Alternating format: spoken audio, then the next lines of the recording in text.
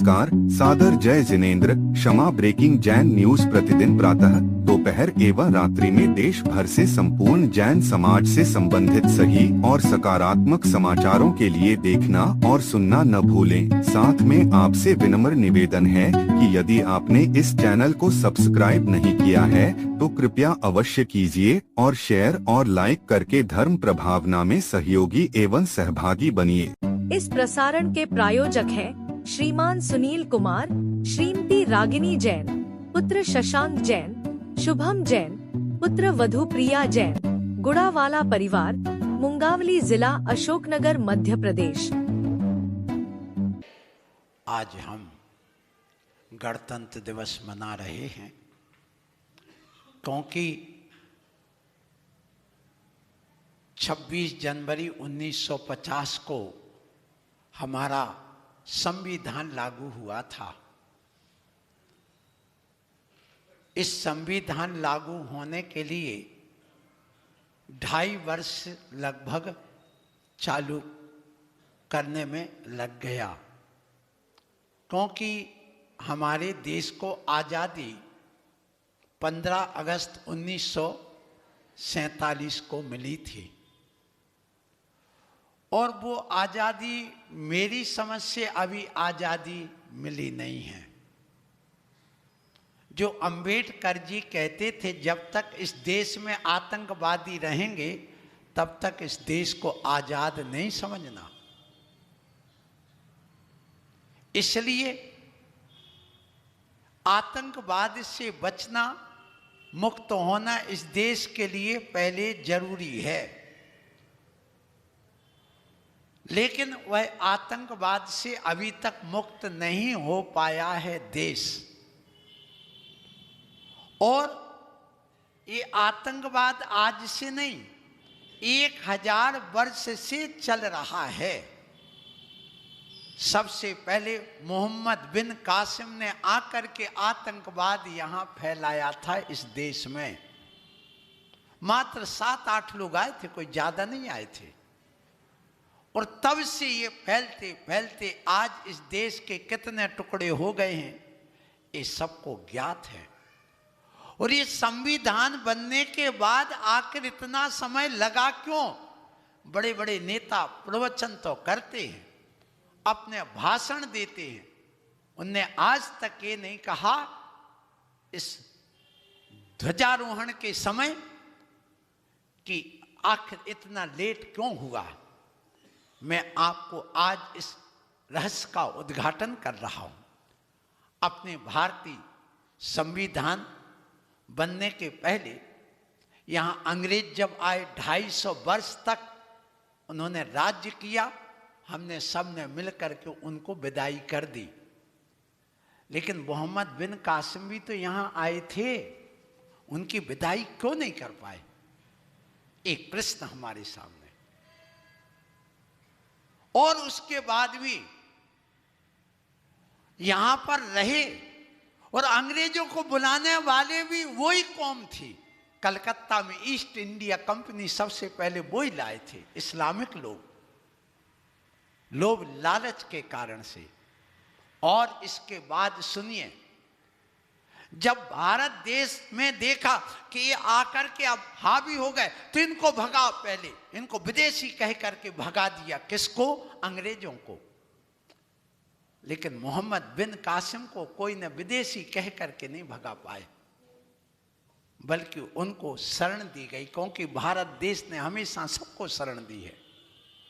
परिणाम क्या निकला कि जब उनको भगा दिया गया इस देश से, और भगाने के बाद में जब यहां पर 2 सितंबर 1946 को संविधान बनाने की समिति का गठन किया गया, चुनाव किया गया, उस समय 296 सदस्य चुने गए थे। और 296 सदस्य में 211 तो कांग्रेस के सदस्य थे और 73 मुस्लिम लीग के थे, और 12 लोग ने अपना खाली स्थान छोड़ करके पलायन कर गए थे। अब ऐसी स्थिति में हुआ ये कि जब 9 सितंबर 1946 को पहली बैठक हुई कि अब इस संविधान को, अब भारत देश स्वतंत्र होने वाला, अंग्रेजों ने कह दिया हम आप खाली कर रहे हैं, और 15 अगस्त 1947 को हम ये देश आपको आजाद कर देंगे। सो उस समय कुछ ही बचा था, अपना संविधान बना लिया गया, लेकिन वो संविधान लागू नहीं होने दिया। किसने? मुस्लिम लीग के जो 73 लोग थे, उन्होंने देश को आजाद नहीं होने दिया। उसके बाद हुआ ये कि उन्होंने अड़ गए, और अड़ करके उन्होंने पाकिस्तान और बांग्लादेश ले लिया। उसके बाद भी यहां पर यह प्रसंग है कि जब तुमने जाति भेद से अपना देश ले लिया, फिर यहां तुम्हें रहने का अधिकार कौन देगा और कैसे रहोगे तुम? तो फिर गांधी जी अड़ के बैठ गए वहां पर, नहीं इनको दिया जाए, और परिणाम ये निकला कि उनके लिए देश भी दिया और इन्होंने संविधान लागू नहीं करने दिया, ध्यान रखना। और उसके बाद वो बावजूद भी जब वो मिल भी गया, तो भी जो यहाँ चाह रहे थे कि हमें भी यहाँ रहने को स्थान मिले, तो कुछ धाराएं, जैसे धारा 30 कि जो यहाँ अब मुस्लिम रह रहे उनके लिए यहाँ पर जगह दी जाए, उनके लिए आज़ादी दी जाए, उनके संरक्षण दिया, अल्पसंख्यकों के नाम से दिया जाए उनको आरक्षण। और परिणाम ये निकला कि वो इतने ज़्यादा पीछे पड़ गए ये मुस्लिम लीग के 73 लोग कि उन्होंने संविधान लागू होने ही नहीं दिया। ये लड़ाई आज की नहीं लड़ाई हिंदू और मुस्लिम की, ये ध्यान रखना, ये 1000 वर्ष से चल रही है, और यही चल रही है कि इस देश को कैसे भी शरिया कानून की तरफ लाया जाए। नारे लगाना कि हम इसको हिंदू राष्ट्र बनाएंगे, नारे लगाने से काम नहीं होगा, ये ध्यान रखना, क्योंकि लोक नीति से आप चल ही नहीं रहे। हम गणतंत्र दिवस मना रहे हैं, लेकिन राजतंत्र की नीति पर आज भी चल रहे हैं हिंदू लोग।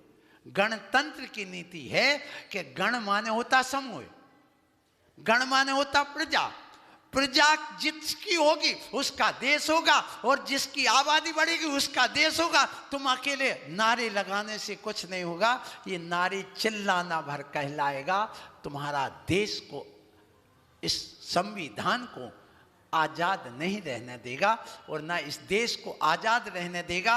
ये ध्यान रखना, सब गणित लगाए बैठे 1950 तक इस भारत देश में हिंदू और मुस्लिम बराबर हो जाएंगे, जिस ढंग से आबादी बढ़ रही है उस ढंग से, क्योंकि इस देश का संविधान दोगला है। कैसा दोगला? दोहरी नीति वाला, कि ये संविधान आपका जो चल रहा वो तो चल ही रहा, लेकिन जो पर्सनल लॉ इस देश में चल रहे हैं वो अपना गड़बड़ कर देता। जब लोकतंत्र है तो लोकतंत्र में जो संविधान चल रहा है वो एक ही संविधान होना चाहिए। 2-2, 3-3 संविधान चल रहे हैं जिस देश में, उस देश का क्या होगा? इसलिए दोगला कह रहा हूँ। हम इस संविधान के लिए दोष नहीं दे रहे, ये संविधान तो जो बनाएगा बहुत अच्छा, लेकिन 2-2, 3-3 या दोहरी नीति के संविधान क्यों? इस देश में एक ही होना चाहिए ना। आप लोगों से मैं पूछता हूं, आपको मालूम है कि जब कभी भी देश के ऊपर आपत्ति विपत्ति आती है तो भारतीय संविधान का सहारा लिया जाता है, और जब मुस्लिम समाज के ऊपर कोई आपत्ति विपत्ति आ तो पर्सनल लॉ ला के खड़ा कर देते, सो तुम कुछ नहीं कर पाते। यहां तो पता ही नहीं कि पर्सनल लॉ भी चल रहा है देश में, लेकिन तुम्हें नहीं पता। तुम शादी 18 साल के पहले नहीं कर सकते, लेकिन वे 14 साल में कर लेते। क्यों? पर्सनल लॉ हमारा। बस तुम यदि करोगे तो जेल चले जाओगे, वो करेंगे तो नहीं होगा, कुछ नहीं होगा, उनका संविधान है। तुम यदि दूसरी शादी करोगे तो जेल चले जाओगे, वे 4 शादी करेंगे तो तुम कुछ नहीं कर पाओगे, पर्सनल लॉ, वहां पर्सनल लॉ आ जाता है। इसलिए कह रहा हूं ये देश में दोगला सिद्धांत चल रहा है, लेकिन तुम लोगों को ये पता ही नहीं है, और ये बात कोई कहता भी नहीं।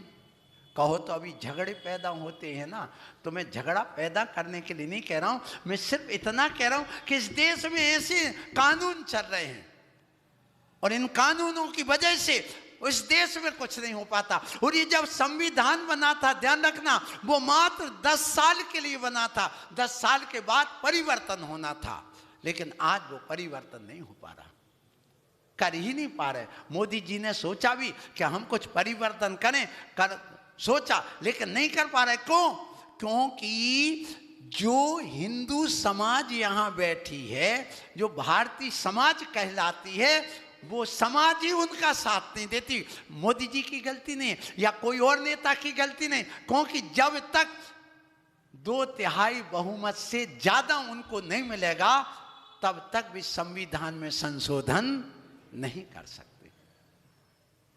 तो वो चाहते कुछ लोग कि ये संविधान में संशोधन हो ही ना, चलता रहे। और ये वक्फ बोर्ड जो बना हुआ है, वक्फ क्या कहलाता है, तो उसके अनुसार आपको मालूम है 9 लाख करोड़ एकड़ जमीन किसके पास है? किसके पास? उसके पास। जबकि भारत सरकार के पास 18, मतलब भारत सरकार के पास जितनी जमीन है उसकी आधी जमीन वहां पर तो कम से कम है ही। किसके नाम से? उस बोर्ड के नाम से। और जो जमीन पर्सनल अपनी अपनी खरीद के रह रहे हैं, ध्यान रखना, सारी खेती आज उन्हीं के पास है। तुम तो अपने बेटे को इंजीनियर और सीए बना करके जमीन बेच करके फ्लैट में ले करके बैठा दिया, ना नीचे जमीन ना ऊपर जमीन, एक बम फूटेगा तो सब समाप्त। कौन सी सोच लेकर के जी रहे हो गणतंत्र दिवस मनाने वालों? जरा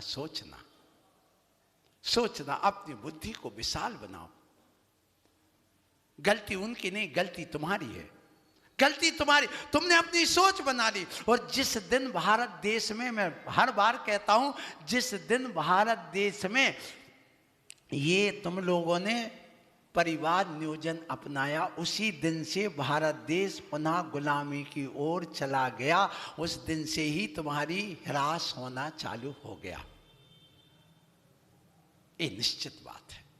इसलिए ये जो संविधान बनाया गया, फिर 3 जून 1947 को भारत देश और पाकिस्तान अलग अलग घोषणा हो गई कि दोनों देश अलग अलग होंगे। फिर इसके बाद में पुनः 2 वर्ष 11 महीने 18 दिन बाद 26 जनवरी 1949 को संविधान संशोधित करके प्रस्तावित किया गया।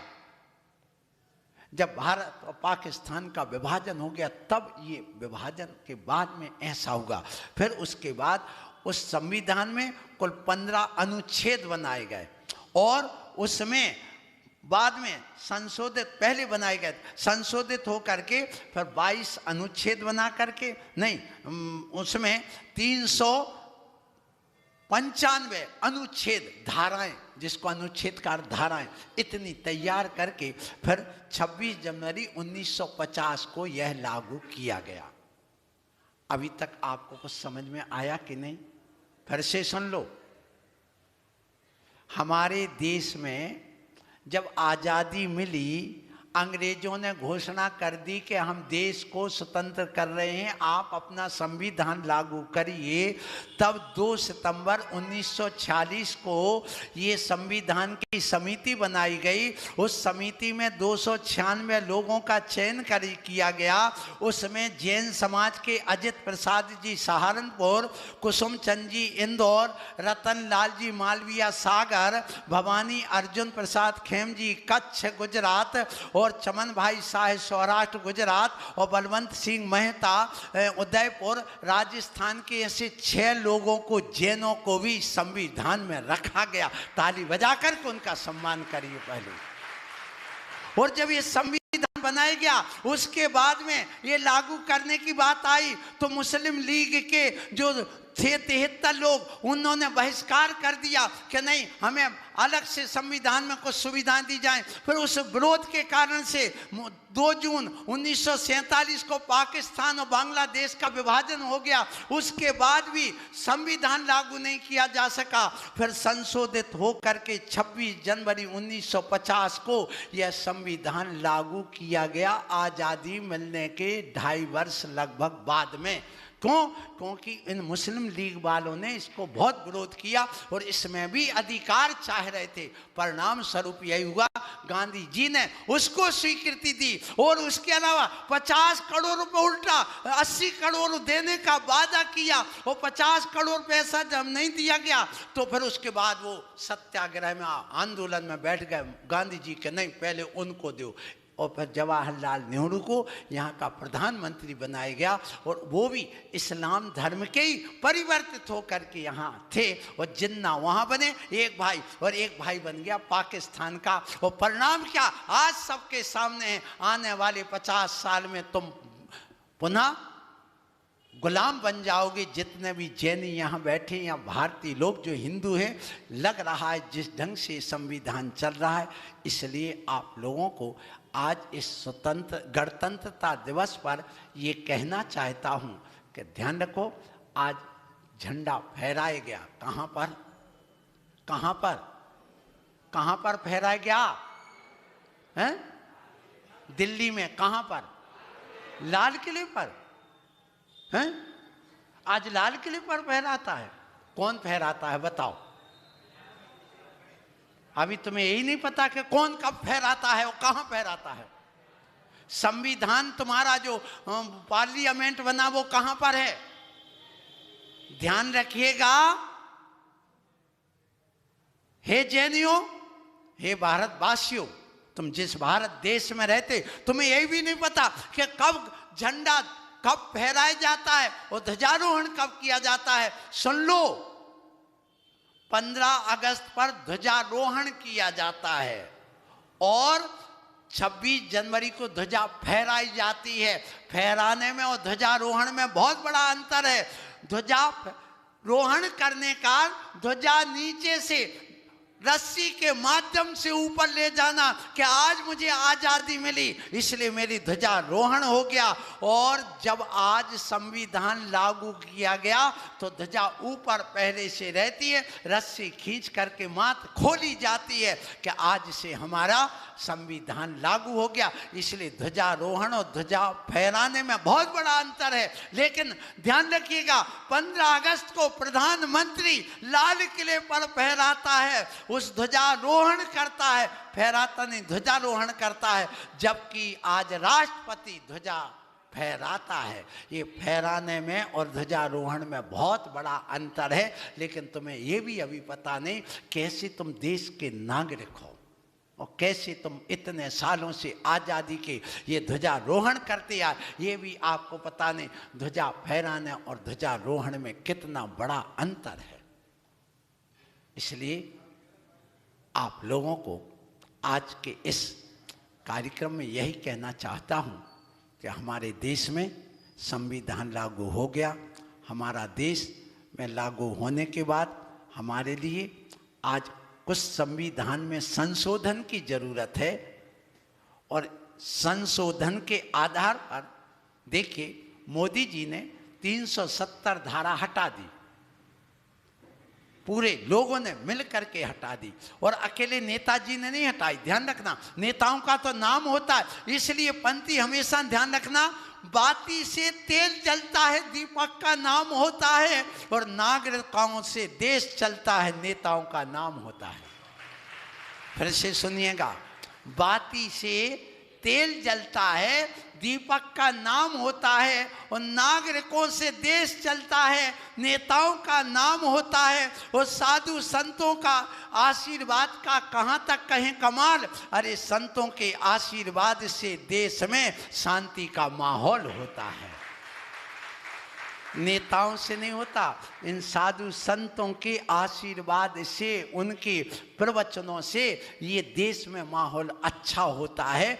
यदि ये ना रहें तो माहौल बिगड़ जाए। हम सब लोग उस अहिंसा परमो धर्म की बात करते, अनेकांत की बात करते हैं, शादवाद की बात करते हैं, सबको गले लगाने की बात करते हैं। जैन संत का काम यही है और जब तक ये अहिंसक संत सबको लेकर के चलने वाले रहेंगे, सबको गले लगाने वाले रहेंगे, तब तक इस देश में शांति रहेगी, अन्यथा शांति भंग हो जाएगी। इसलिए ध्यान रखना, देश का हमारा एक राष्ट्रीय नारा होना चाहिए और वह होना चाहिए अहिंसा परमो धर्म का।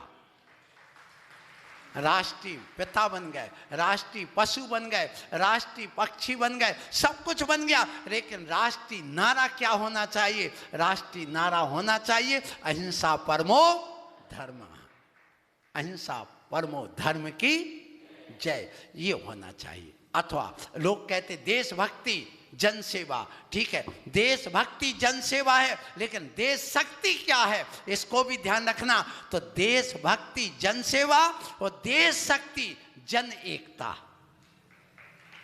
जब तक जन जन में एकता नहीं आएगी तब तक तुम्हारा देश नहीं चलेगा। इसलिए आज से आप लोग ध्यान रखिएगा कि देशभक्ति जन सेवा और देश शक्ति जन एकता और सत्यमेव जयते और अहिंसा परमो धर्म, बस ये लेकर के चलोगे तो हमारा समाज, हमारा देश आगे बढ़ सकेगा। सो आज आप लोग ने ये जो ध्वजा फहराई है, ये ध्वजा कौन फहराता है? राष्ट्रपति।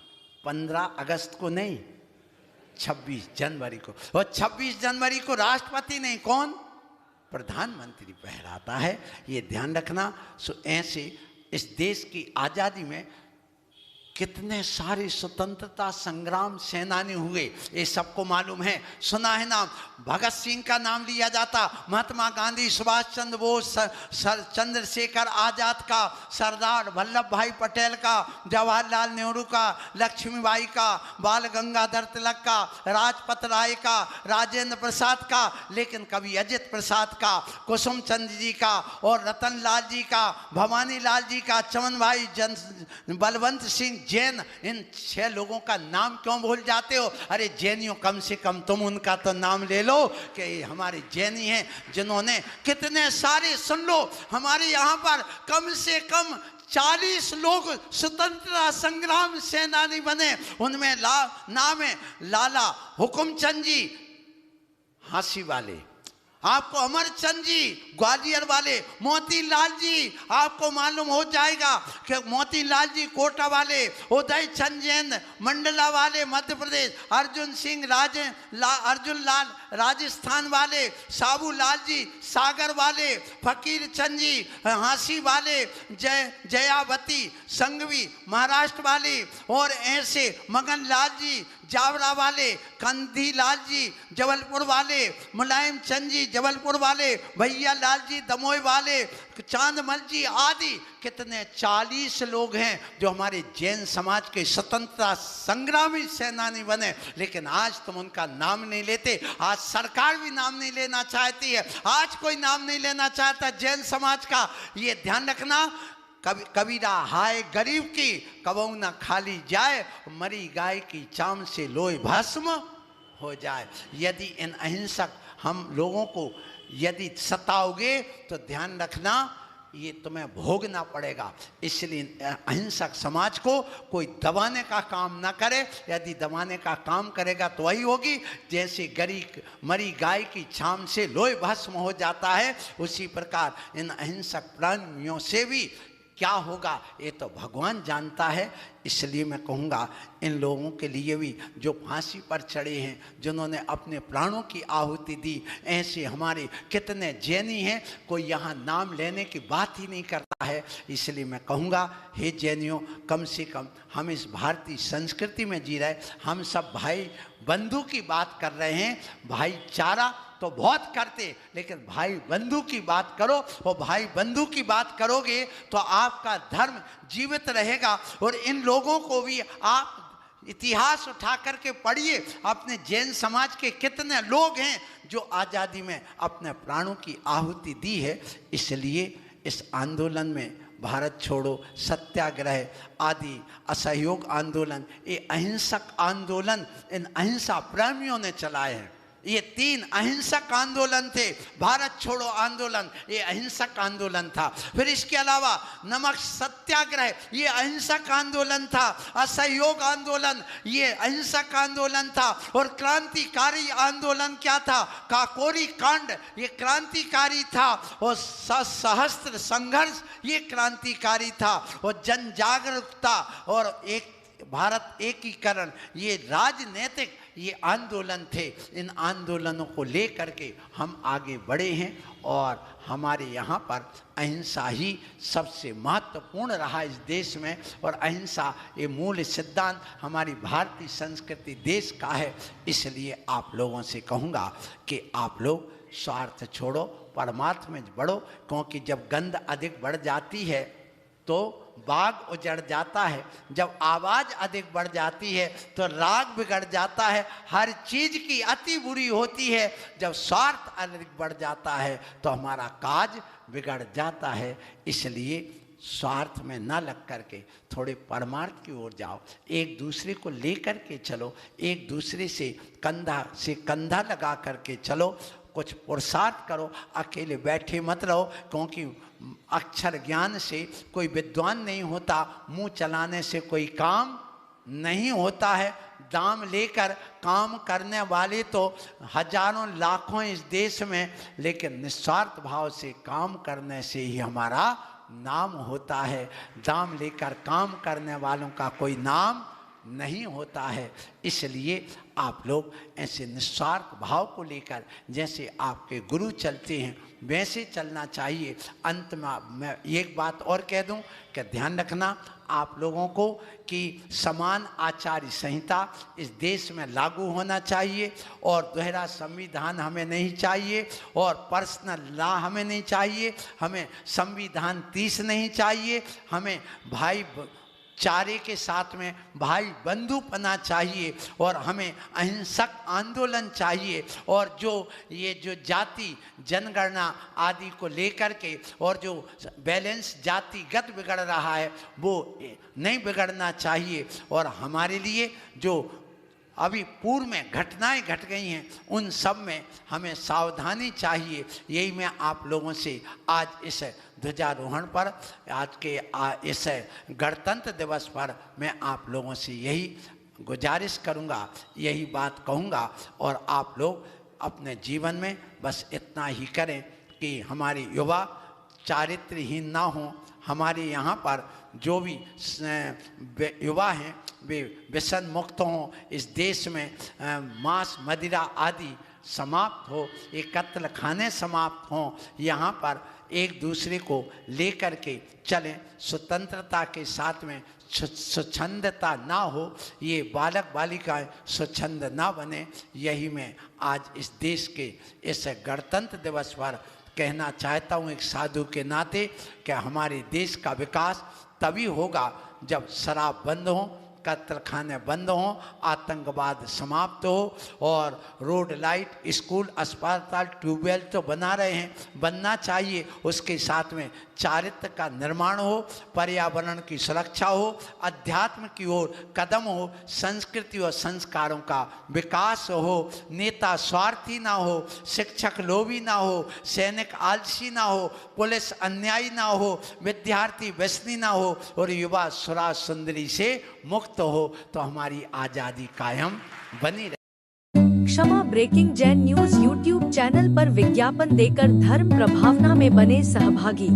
विज्ञापन देने हेतु संपर्क कीजिए मोबाइल नंबर 9026900740 एवं समाचार एवं वीडियो भेजने हेतु WhatsApp number 9335236222। Kshama breaking Jain news YouTube channel देखने के लिए आपको बहुत बहुत धन्यवाद। सादर प्रणाम, सादर जय जिनेंद्र।